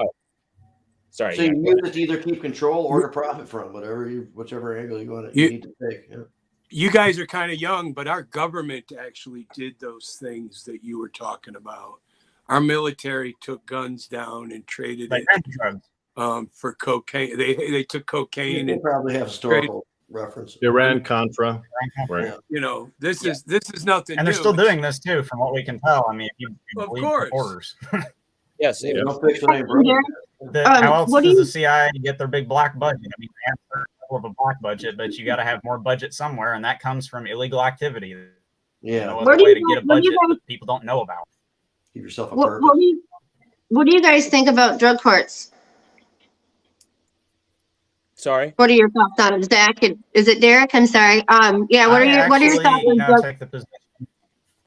Hi. Derek, yeah. Hi. When did Shelly get here? I would take the position that drug courts are a failure. They are an I agree. fist in a velvet glove, essentially. This is, a prohibitionist policy and a carceral policy, at least, that is trying to masquerade itself as something friendlier. You are taking people and you're putting them into a system where they continue to have surveillance over their lives. They are being forced to make medical decisions. People that are medical professionals, doctors, lawyers, these people in the drug court are often not trained in addiction medicine. They're not trained in the science behind drugs. They don't know anything more than, say, your average person does about these things. And you may actually, by pleading and getting yourself into drug court, you may actually make yourself be involved in a criminal process for a longer time than if you simply pled to charges. Because if you mess up at any point, if you make a mistake, which we know relapses are a normal part of an addiction cycle, but if we punish those by continuing to extend the surveillance, extend the, the P tests, all these kind of things, humiliating things we do to people. And, this process can get stretched out for longer than if someone simply pled to it.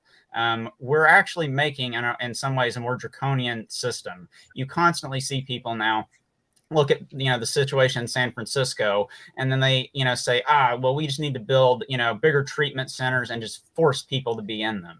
Forced treatment is associated with a higher rate of death. You're more likely to go back to using opioids and then overdose and die because you don't have the tolerance built up anymore. You don't know what the market is. The market's gotten more potent. It's changed. There's extra drugs in there you're unaware of, you're not used to anymore. And it's ultimately a violation of people's human rights. People have the right to make these decisions about what they are and aren't putting in their bodies, and whether they do or don't want help. You can't force, we've got a saying, you can't force a horse to, drink. And, it's the same thing with people. You cannot force somebody to want to get better. If somebody is in a depressed, horrible place and drugs are their only comfort, putting them through this criminal process is not going to make them need the drugs less. I think It doesn't have to be that extreme, though, right? I agree. We were fighting a bill for something that's very particular and I dug into it, and it is insane how dirty that whole system is. So thank you. I appreciate yours. The end result, where the judge gets to make the medical Exactly everything you said. I agree. I think Derek, you pretty much covered all of it. I agree with all of that, and I just think that it underlines the issue with drug courts and with the whole criminalization aspect. It's coercive, and it's about denying people consent, and it's about denying people agency. And just like Derek said, they'll force you to do a billion different things, and you don't even have to be charged with a crime that's drug related to be then put into a program where they say you're on drugs and you have to do this or that, you have to stay off of drugs. It's all built in to the punitive functions. Is this side where the state has to be the one who takes care of you in whichever way is appropriate. And a lot of times you're really just at the whim of a prosecutor or a judge or a probation officer who makes the decision ultimately about what your future is going to be. And that's terrifying. And we should not be putting people in that position ever. It's dehumanizing and Let's be clear. Part of a broader problem. This change in law from last sessions, first of all, stripped the immunity. It's part of a larger project, too. No, sorry. I just want to say it's part of a larger project too, and we need to see this as all coextensive with a general denial of bodily sovereignty and cognitive liberty, because this is the same thing we've got going on now with this anti-trans panic and all these anti-trans laws. This is the same thing we've got going on with book bans. This is the same thing that we have going on with these laws against abortion. on and on. Like, this is a concerted and general Not project teaching real history about a to certain people. ideology which says you don't have the right to control your own body and your own brain. Yeah, and it's moral panic after moral panic, and like Derek said, it's all at once. The assault on abortion rights is a perfect example of this. I mean, it's about denying people the ability to decide what they want to do, and it's ridiculous. It is. That's what Yeah. Adam was saying earlier, and I made a joke about it, and it was funny, but it was not what he was saying, right? What he was saying was, that joke. I have Let's let the right. everybody enjoy it. I don't have time to repeat the joke. I want to. We're going to talk about the hash bash map. Just, yeah, put some more treasure But maps I just here. want to say, I recognize that Adam. That's what Adam was saying before. It's like, hey, I have the right to choose what I put in my own fucking body, especially if it affects nobody else.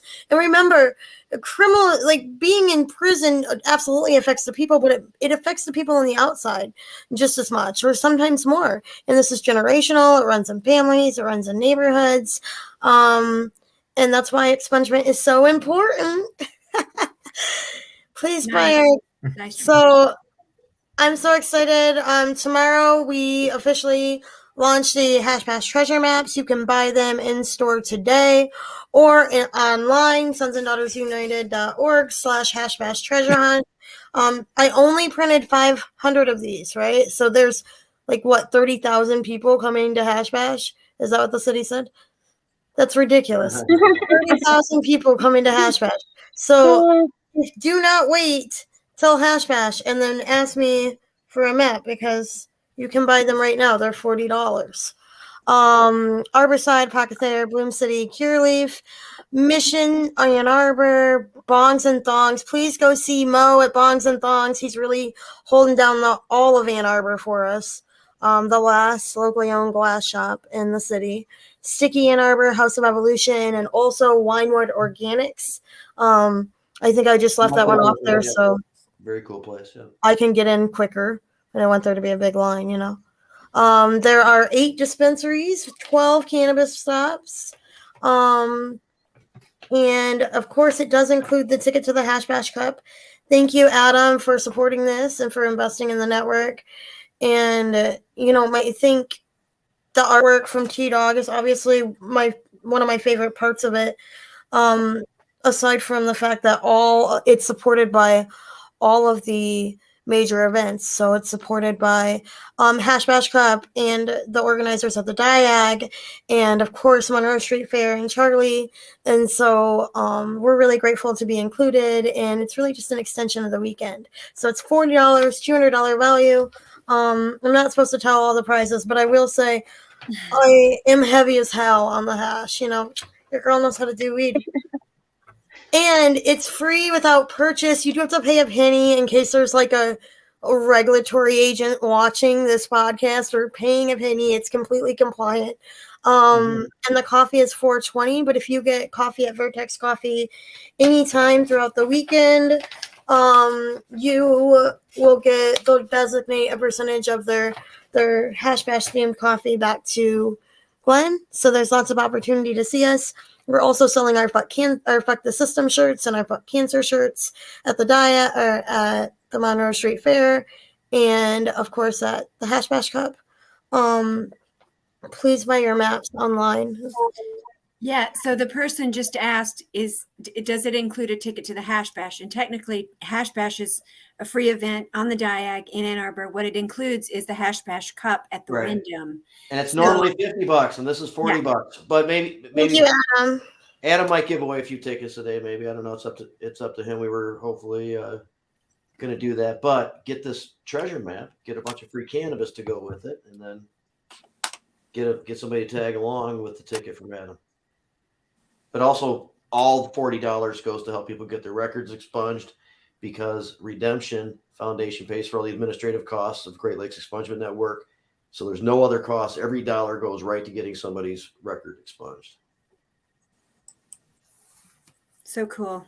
The art is so wonderful. I'm so proud of it. So also I want to highlight that it's more than just dispensaries, right? Cannabis is always our favorite thing. Free weed's the best weed. But it's good quality cannabis. I will say that. It's not, when you smoke something and you're like, is it good? And they're like, yeah. And then you smoke it and you're like, but is it okay? Like, what do you like? Is it good? It's okay. And they're like, oh, it's okay. Like, no, this is good shit. I'm proud of it. And it's also got restaurants and smoke shops, so you can go and visit Bongs and Thongs and get a gift from them. And of course, Wild Side next door. And we have Peace, Love, and Little Donuts. You can pick any. They did us so good. You can pick any donut. I'm not supposed to tell what they are, but whatever. You can pick any donut. They have 32 fucking donuts. They could have easily given us like basic ass, like classic donuts. They are so good. They're like, this is obviously probably goes unsaid, but this is their first hash bash. They didn't open until July. So you have no fucking idea what's going to happen. I can't wait. So You know, excited. you know how long we'll be able to have, you know. That's hilarious. Josie and I are doing it tomorrow. It's you can start doing the treasure hunt tomorrow through Monday. Oh, yeah, man. So here's the thing. Jamie and I did the map. We only went to 8 places and we stopped at them all and gave them away. But for some reason, we were in Ann Arbor for literally 11 hours. And so the problem is we feel like we deserve a treat in the form of a joint every time we do anything. And there's 13 things to be done. So, so we smoke cannabis in between each one, which means like not going in for a while till we're done smoking that, you know. but we smoke it legally outside, not in the parking lot. Like possible civil infraction. this is a legend. Gave yourself. What if you And gave and yourself and then a we little- go in and then talk to them for a while, Yeah. you know, and then repeat. And so yeah, it takes a long time. To do And we don't that. want to put the joint out because it tastes different. You know, what's the fucking point of smoking a joint that tasted better an hour ago? Well, I got a so question. maybe you can between, if you're trying to make it like stretch it out, you could take suggestions for little tasks in between, like you have to sing a country song between stop 1 and 2, between stop 2 and 3, you have to do a little dance, right? You give yourself So as the day goes on. the stand-up Shelly, comedian, you are the misreading name our- drop, our, stuff like, so this is tapping our into the energy special level level, here. you We're Thank going in, we're getting the weed, we're going to look at other weed and see if we like that too. Okay. And we're going to here's the thing. We have to figure out a way to smoke more weed in between. That's the problem. That's what we're taking suggestions on. I have a question about smoking that weed in between. Okay, allegedly, of course. Under state law, it's a civil infraction, right? Yeah. Oh, God. And I what's mean, the penalty under state law? $100, right? Yeah. So yeah. I know $100. More Hold potentially, on. I think, but I think Hold that's on. all right. In the city of Ann Arbor, the civil infraction for smoking marijuana is $25 with a $25. You know, it doesn't say smoking. It's court just like minor cannabis activity. I think it vaguely alludes to or something. I think the language is kind of vague. I Not sure think if it we'll says be smoking. fine, you guys. I Oh, don't. I'm not worried about it. I'm just saying that if you get stopped, you want to make sure you get written under local civil infraction, not state civil infraction. Okay. We should carry around disguises and copies of the Constitution just to make I'm it gonna wear a 9. The name. Isn't that one in the same? wax lips, That's mustache. hilarious. So I don't want to have to do any sculpting clay or anything, just, silly hats and whatnot. I thought we've that was- decided we should meet earlier. You know what I mean? Like maybe. So we're gonna meet at 10 o'clock at. I already forgot. Apothecary. Apothecary. I know. Duh. I. There's a remember. Starbucks right next to it, so that's There good. is in the That's a same good building. deal. Yeah. That's a good plan. And there's parking right there, which is the best part. We can park there. It's the only place in all of Ann Arbor that you can park a car. No, it's not easily. It really And feels that way. speaking of that, like as we were saying before, parking's compromised in Ann Arbor. Go to the link tree that Tricia's put together that you can find on the Ann Arbor page. And you can buy a map on the link tree. map there too. Yeah, you can. Patricia's You the can. best. And you get Thank ideas for you. parking, so you don't get like too far behind. Hey, you guys, a lot of people, it's been a while since the page has been ran where like people are getting responses, and you would be amazed how many people will ask you the same question after, You told them Oh, that we they need wrote to go to that. the realty fair. So I was like, you know what, man, I'm just going to put it all together. So now when you go to the page and somebody asks about something, the link tree just comes up and it tells them about everything. And it's Adam, a lot easier. Adam was talking about last night. People still asking, what day is that again? What time is it? Yeah, that's the dumbest question. What day is the hash bash? Which is a fair question if you're Yeah. my age, but if you're young, it's always happened on the first Saturday in April. So Mhm. Mhm. who cares what the date is? You're gonna be there. This year it is April 1st. Also Darren Right. McCarty's birthday. Yes. Who was born on the 72 on the first, right? on the Official first hash hash bash. bash?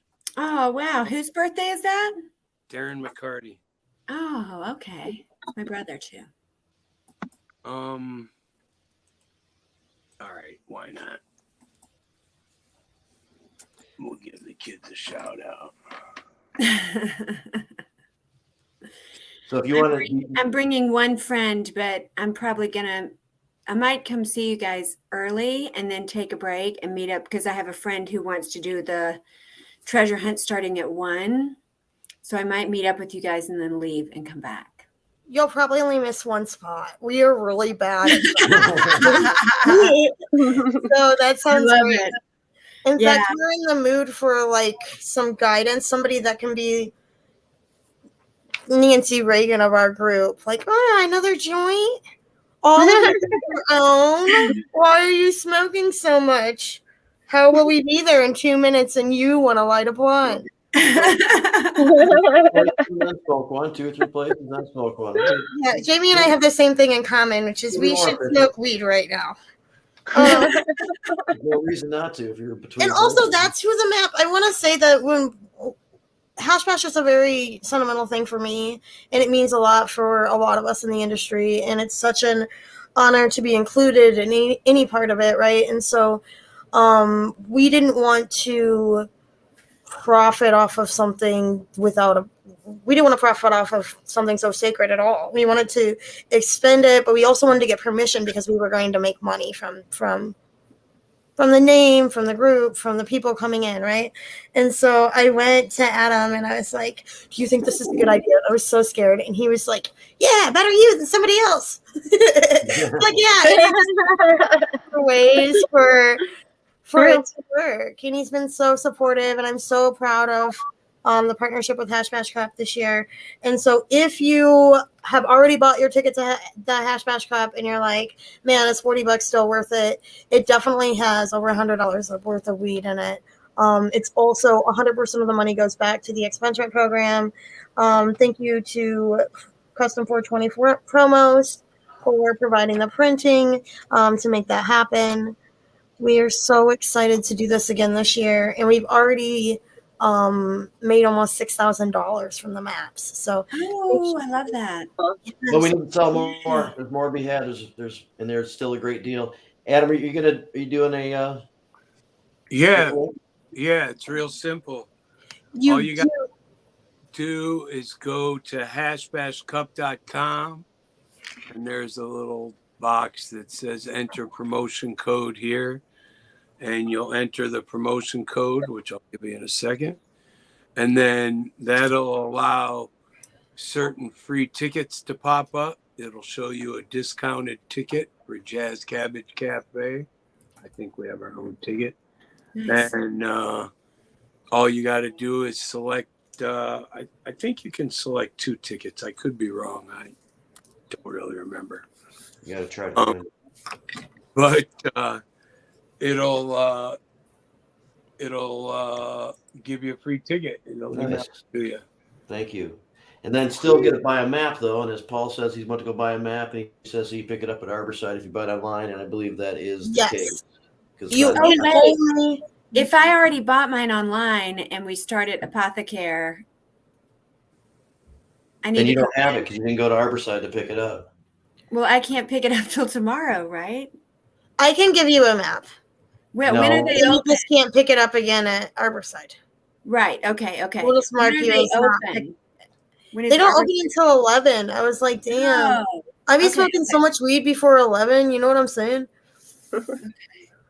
So, Adam, do you want to throw it out again? John Schlicker, of course, was not paying attention as usual. Oh, I didn't give out the code. Wow. John I was- Slicker fought for a right to smoke marijuana. That's Well, you didn't give it out yet. I'm sorry. You I think? Okay. didn't give it out. I just explained the process, and that is that you go to the website, hashbashcup.com.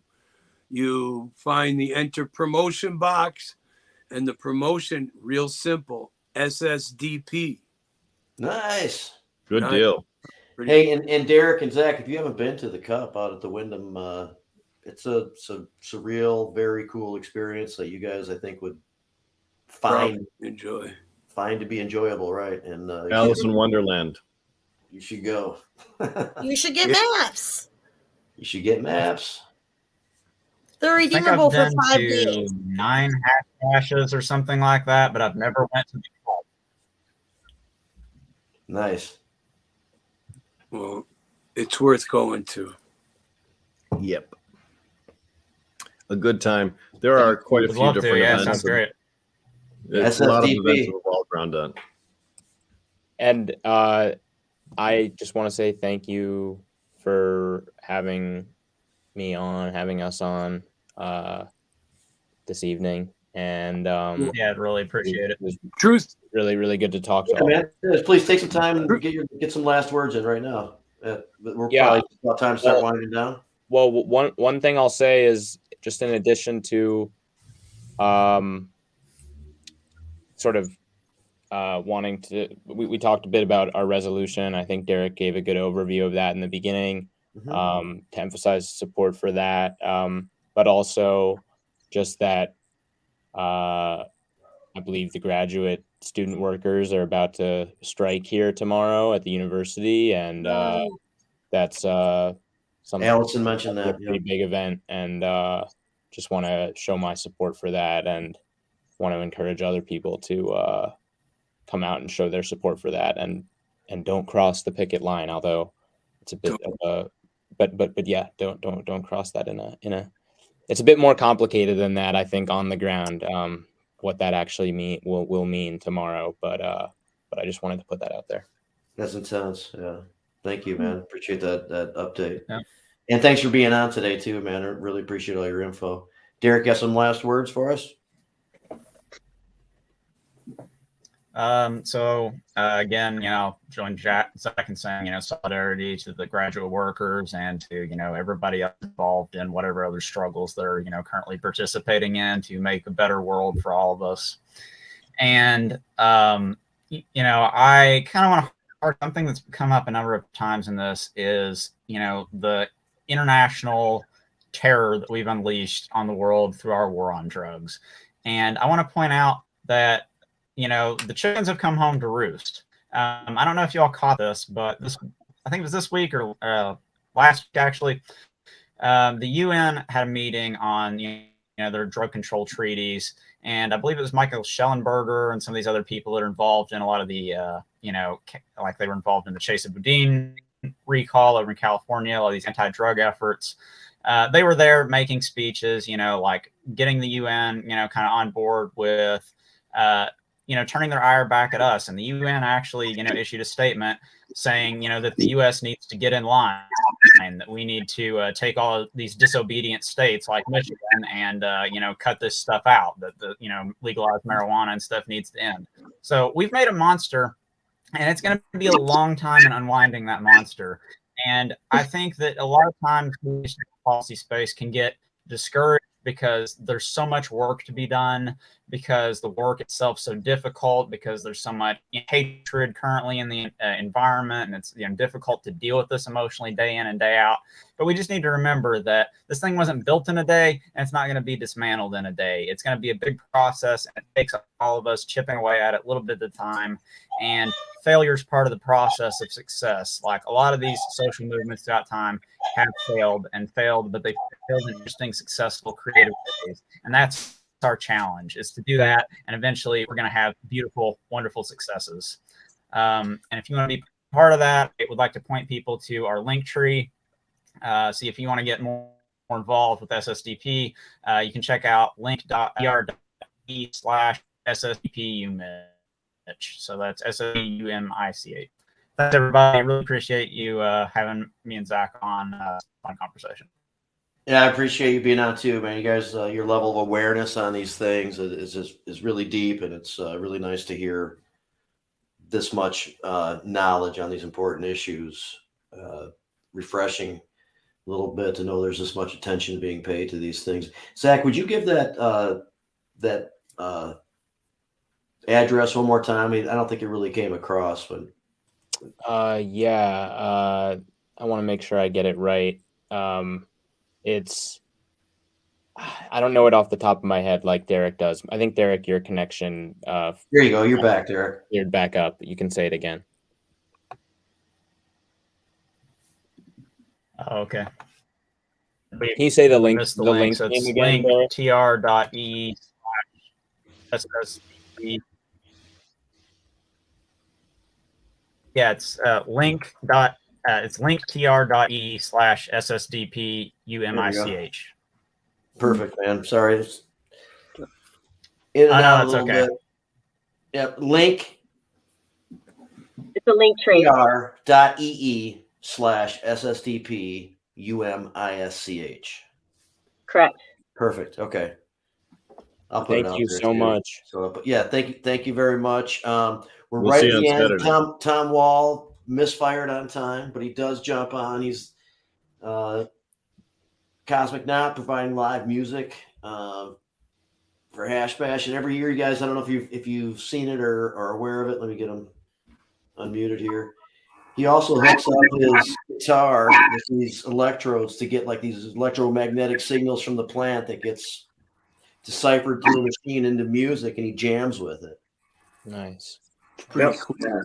Definitely plan on doing that this year. And it sounds like we're going to be teaming up with Jim to do a little bit of a side thing too. So it's kind of cool to see somebody who's actually been part of this for a lot longer than I have to come in and join with us. I think we're going to do my favorite strains, it sounds like. Yeah.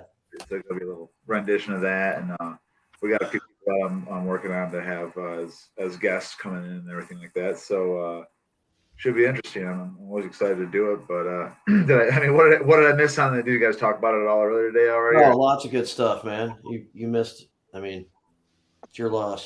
No, I don't talk about the music much. Way to be mean. Way to be mean. We did not that much actually. With a wide range of discussion and some history and that type of stuff. Did not get into that. I was kind of relying on you to come on and fill that.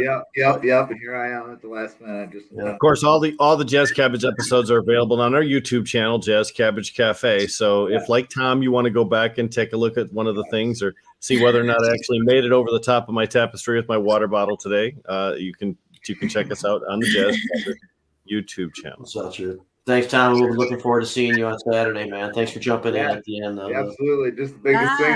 Remember the playing music at Hash Bash again. So right on, man. Looking forward to it. And Love you. everybody. Shelly, anything you want to get in? No, I'll see y'all tomorrow. Just Okay. wanted We'll to see you get tomorrow. in the spirit. Treasure hunt. Yep. Trish, thank you very much for all your work, for all your information. Thanks for being on today. Do you want to make sure you get anything in before we wrap it up? Just can't explain more that if you don't want to walk far and if you don't want to carry things very far, then make sure you get there early to get a nice parking spot. Plan Because accordingly. it's gonna be Stick with hot. the shirt. True. There's also a bus system. If you get into our link tree, which is linktree /hash bash, Oh, great. that will be where you can find, there's the app for parking, there's all the parking garages, every event that's going to be at Hash Bash, volunteer sign up, email sign up, and of course anything else that comes away. We'll put SSDP information in there too, so if anybody wants to go research them after the event, we can just make that like the link tree. Right on. That's really important, and thank you very much for that. Mhm. Jose, anything you want to get in? Buy maps. Everybody buy some maps. Buy Yes. some maps. If you buy a map online, you have to pick it up at Arborside. It prevents people from going to like multiple places and picking up the map from each spot, right? But also, we have like the list is like consistently updating, so it's hard to. You won't be able to buy anything online. after Wednesday. So Thursday, Friday, Saturday, Sunday, and Monday, you have to buy it in the stores. No matter what, we will not mail it to you. We can't get into the Hash Bash Cup without a app if you're using that for your ticket. So you have to go pick it up from Riverside first. And Conrad's asking what website. I'm not sure what that pertains to. Obviously, SSDPs is right there. Sons and Daughters United.org, Great Lakes Expungement Network.org. And what's the ticket? What's the ticket site again? Great Lakes Sons and Daughters United.org/hashbash treasure hunt or Great Lakes Expungement Network.org/hashbash treasure hunt. Okay. And for the Hash Bash Cup? Hashbashcup.com. Hashbashcup.com. Okay. Yeah, Pretty that's so easy. And then it is SSDP as the code. So people get some tickets and also still buy some maps. That comes with a bunch of cannabis too. So I'm going to take my 2 seconds. What you guys all need to know, what the folks need to know watching, is that without the SSDP chapter, you couldn't have a hash bash. Yes. It requires a student group to pull a permit. And Yes. they are the student group pulling the permit. Yeah. So it means a lot to have them on the show, especially showing how knowledgeable. I've worked with plenty of students over the years who weren't smart enough to fill out the application, let alone carry on a conversation. And I won't name names because, well, whatever. But it's good having you guys. It's Hatch Bash is a lot of fun. It's the opportunity to say fuck you to the man, and trust me, the man will be there, and I will say fuck you to him. All right. Thank Still you. an important political rally, and we still got a lot of work to do, man. And you guys working with us on it makes it possible, and it is much appreciated. That's a good point. I really appreciate everybody being on. I appreciate all the information we discussed and everybody who listened today. Yeah. We went a little bit over, but it was a great show. Looking forward to seeing everybody this weekend. And Rick, if you don't mind, wrap us up. Well, one of the things you have to come away from the show realizing is that there's just a ton of things going on Hash Bash weekend. We talked just a very little bit about Monroe Street Fair, but that goes from essentially 10 a.m. to basically 6, and it runs parallel to the Hash Bash, just a couple of blocks south, and that was very controversial to be able to get it. We have the Hash Bash Cup, of course, Adam's big event. That is something to be seen, not to be heard about. Hash Bash itself, plus the treasure hunt, all of these different things center around our culture, center around our people. And as Zach mentioned earlier, we like to gather, we like to congregate when we engage in our little fetish. And there's no better place to do it than Ann Arbor, baby. No better time to do it than this Hash Bash Saturday. So I understand why you might not want to go, but fuck you if you don't. Come on. Ricky Bobby. All right. That was it. Yeah. Thank Yep, you it's very always a much. good Another time. good one from Rick. Appreciate it, man. We'll be back next week. Thank you, guys. Thank See you you. Saturday. Thank you so much.